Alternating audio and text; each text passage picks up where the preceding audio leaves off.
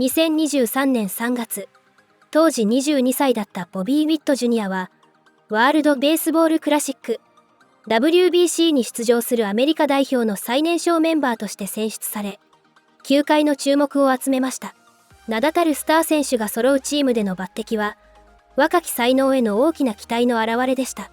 現在、ウィット・ジュニアはメジャーを代表するスター選手の一人となり、2026年の WBC ではアメリカ代表を牽引する存在として再び大舞台に立つ予定です。そんなウィット・ジュニアが出演したのは、ドジャースのムーキー・ベッツ選手が司会を務めるトーク番組、オン・ベース。番組内では、前回大会の印象的なシーンについて振り返りました。ベッツ選手が、あの瞬間、翔平がマウンドに現れたのは、神様が今まで用意した中でも最高にクールな演出の一つだったよね。と語り、大谷翔平選手とマイク・トラウト選手が対峙した WBC 決勝の名場面について話を向けると、ウィット・ジュニアは、あれはまるで映画のワンシーンだった。と感慨深く振り返りました。この球界を代表する2人のスーパースターのやり取りを、日本語字幕付きでご紹介します。Okay, what about this? You've done the best Superman impression on a baseball field. I don't know. Hey, bro, that's horizontal, bro. Those are the fun plays because Those are the fun you just plays. react to them. You don't have to think about nothing. See, you're young. It just happens. You're young and can do that. If I did that, I feel like I would dislocate every bone in my body. So Yeah, I think my parents would always get mad at me as a kid just diving in the house, doing other things. But I feel like really that helped me kind of just you learned to feel like you learn how to land, learn how to do little things, and playing football, like just diving and always just tackle football in the backyard, whatever it was, just trying to learn your body. And then things in the off season that I do to train, you're always kind of training those impactful muscles that whenever you make impact with the ground, like they're strong. And so I feel like enjoy it while you can. Buddy. Yeah. All right. So what about this last thing? Putting on the USA uniform was the coolest thing that you've done so far in baseball. Yeah, it was special. It was an honor just to be able to do that and then be around you guys and just see what it's like to be around like the stars of the game and just how they work, how they talk about the game in the cage. And it's just, I feel like I was there, but like it was like I feel like I was a part of it just because of how you guys treated me and treated the other guys in there. And then the biggest thing kind of I took away from it was just everyone just wanted to win.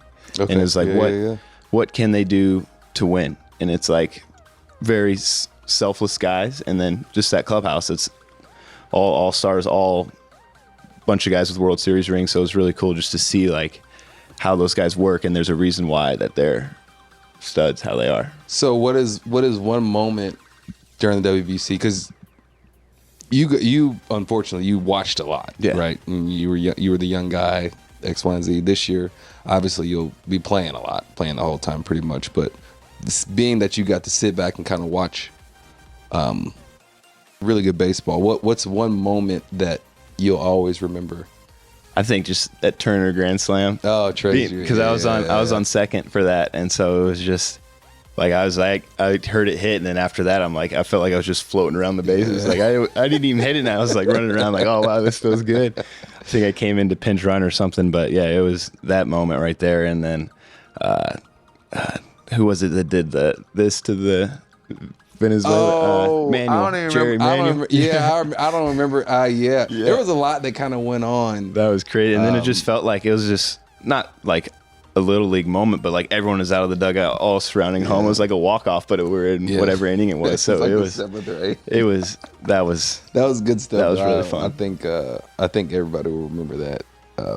For sure. I would say mine is definitely the homer, but then.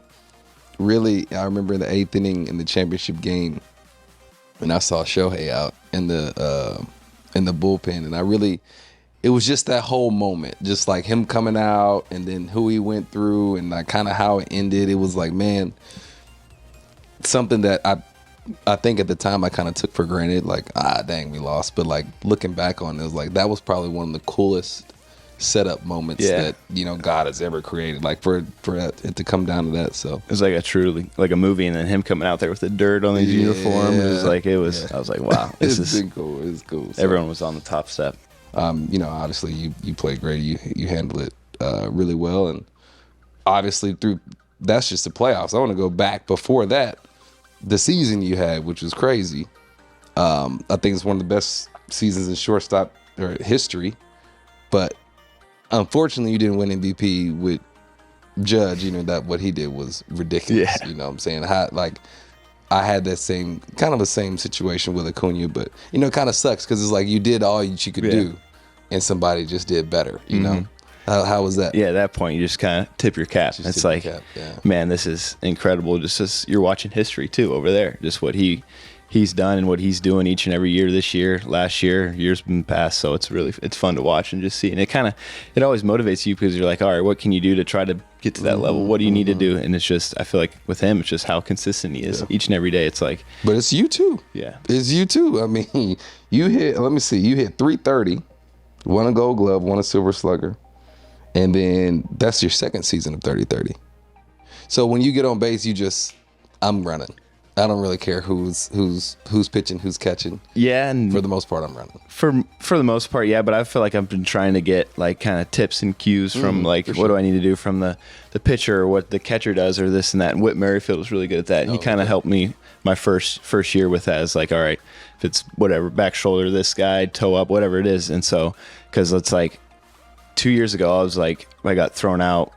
I think I led the league, or maybe led the league the past 2 seasons, getting thrown out, whatever. And I think I stole 49 bases 2 years ago. It's like one away from 50. I was trying hard that year.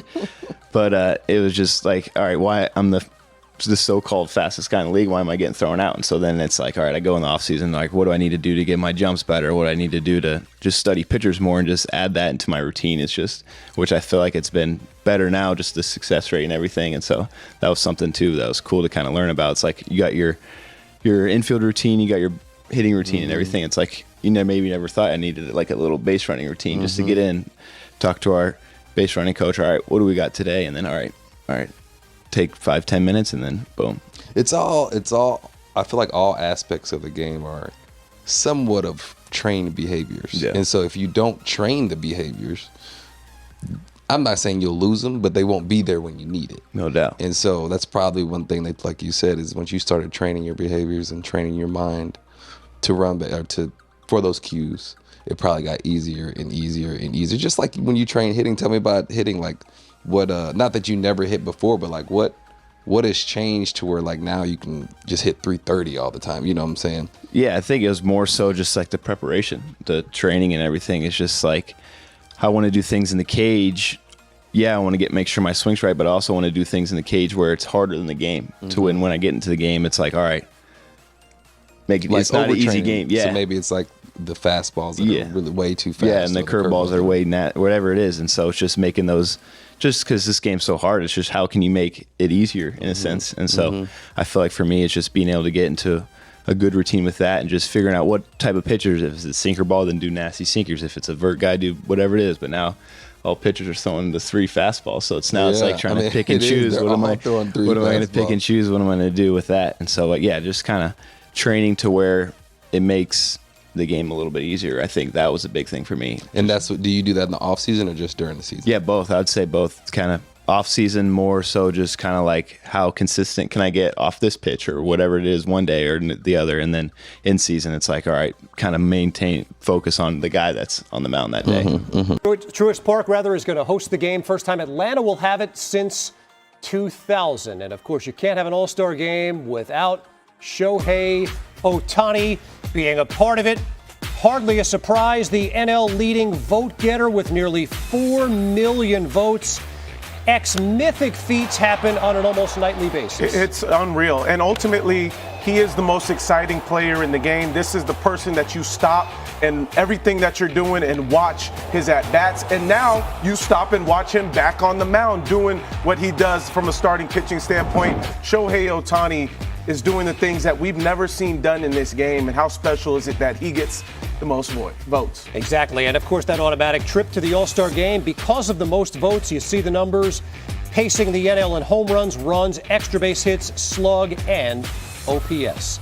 Let's run through the remaining positions for the NL and begin with the finalists at first. Pete Alonso, top 10 in the NL in both home runs and RBIs, leads all first basemen in slug. But the reigning World Series MVP is the choice here. Freddie Freeman's 9th All-Star game. He's the definition of consistency. And the fact that he's here doesn't surprise anybody once again, just because he's the heart and soul of this Dodgers team. From an offensive standpoint, he can go all over the field. He can hurt you. He can clip you with the home run. But he's one of the most consistent line drive hitters we've ever seen in this game. The finalists at second base are both among the best in the game. Ketel Marte and Tommy Edman. Edman, the NLCS MVP. A ton of good vibes and well wishes to Marte, who can celebrate tonight with his second straight All-Star start, third Midsummer Classic overall. Well deserved. One of the best hitters and defenders in our game. Remember, he was playing center field at one point too. Just shows how athletic he is. I played with him in the Dominican. All he's done since I played with him going back to 2014 is get stronger on both sides of the plate. The power is real as a switch hitting second baseman. And you see a fairly decent margin in which Marte won. Arizona, one of those teams that's going to be very interesting to watch at the trade deadline. The shortstop position in the National League is just stupid. Ellie, Trey Turner, and C.J. Abrams aren't even finalists. Mookie Betts is a finalist, Francisco Lindor as well. And it'll be Lindor who makes his first career start. The first Met to start at short since Jose Reyes. We feel like we've been waiting for this, right? Like, how is he not started an All-Star game?